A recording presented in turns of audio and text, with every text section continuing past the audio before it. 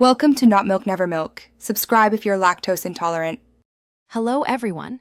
In this video I will show you how to replace the cabin air filter in your Toyota Highlander. This is a simple maintenance task that you can easily do yourself. To begin, make sure you have your new cabin air filter ready.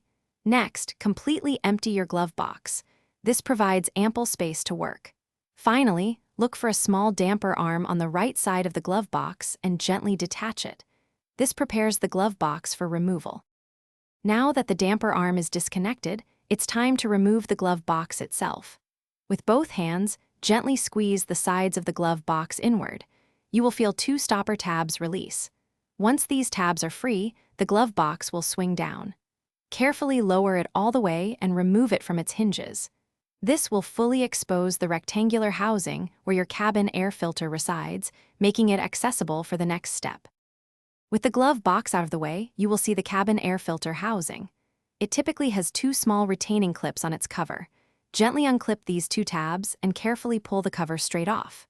Now, slide out the old, dirty cabin air filter.